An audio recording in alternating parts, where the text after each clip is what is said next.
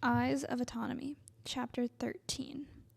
The freed kids drag the hostages onto the tarmac. Thomas's shirt has been stripped, leaving his bare back subject to the harsh chemicals of superglue and craft glitter.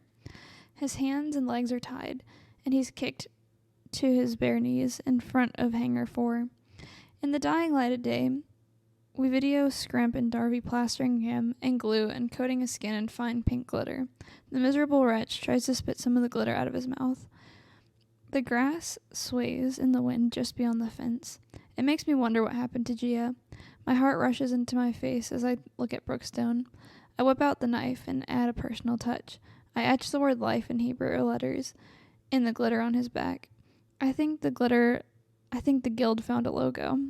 The knife nicks his skin in a way that'll leave a little reminder. I turn my face to the cameras and warn the state. Let this be a warning to the state not to mess with life, liberty, or the Defenders Guild. With the image of me, the black-eyed leader, we shut off the camera. Darby claps her coarse hands, and a few other people cheer.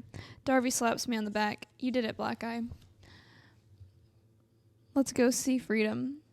I help the detainees who haven't yet cut their chip out of their arms and command a Scrimp to prepare a large aircraft. The detainees and the guards who did not join us are locked in a barrack. It won't be long before backup comes to their rescue. We leave Thomas where he is, tied up, sparkling pink, and exposed to the hot evening air.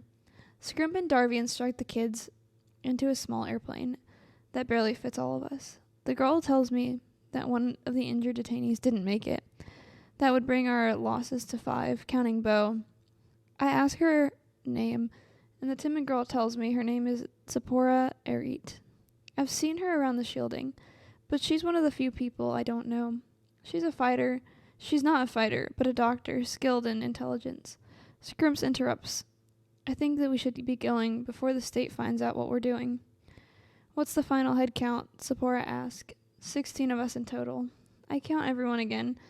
I slide into the co-pilot seat and touch the screen. It looks like the Casanova. My fingers are tempted to type in North Dakota, but I can't risk getting anyone else killed. I feel the pressure building in my head. I must choose between saving Az and getting everyone else safely. He would understand. I close my eyes tightly and feel the pain of the bruised eye. I type in the coordinates for the rebel base down south.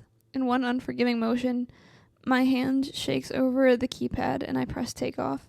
How will you tell Lily? When the plane is airborne, I rush to the cabin to address the new guild members. I'll do anything not to be alone with my thoughts. Darby introduces me to Avishag, an anemic-looking boy, who must be about a year older than me. We shake hands and he gives me the dead fish. I don't trust anyone with a weak handshake. He informs me that he's modified in espionage. He must be a good liar, I imagine. On the flight home, he explains that he and Gia had some kind of a kindling romance and wanted revenge for her death. I don't believe Gia was in love with him, but maybe he fancied her. Most boys did. I don't trust him, but we'll be fine if he stays in line. One of the injured girls who survived I know well, Penelope Bunter. Her hair is a rich hazelnut color that curls at the ends, framing her defined cheekbones. She's a trained fighter like me, but her specialty in fighting was her dead aim, with a gun and bow. We've trained against each other for years. She attacked, I defended. Piper, she barely gets out. Where are we going? Home. I blink, thinking of the warm cottage in Cowtown. They probably won't want me anymore. I defiled them.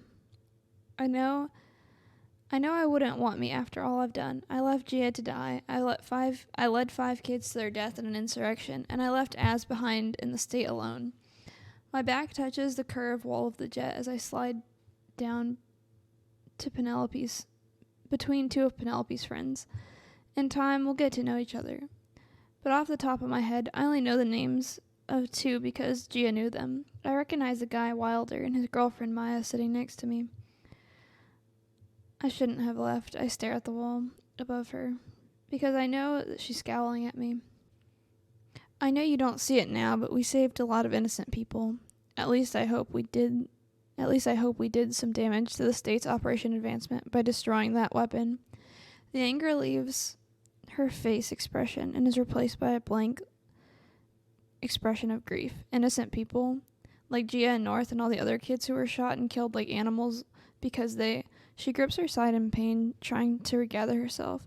They must have broken her rib or something in the fight. Her words cut into me.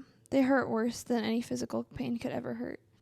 At least doctors can help with physical wounds, but the emotional pain feels insurmountable. They shot them, I finally ask. Yeah, Piper. So who did you really save? Yourself? I can't breathe. I need to walk around. I stumble over the minibar as the plane hits some rough air. Zipporah hands me a cup of lukewarm coffee in a styrofoam cup. Drink up, it's going to be a late night, she says. It already is. I sip the black coffee and gaze out at the vast emptiness of America. There's a few orange lights that flicker in some distant mountains, but most of it's just black. Somewhere out there, in that black void, as Lily and I stopped for the night just a few days ago.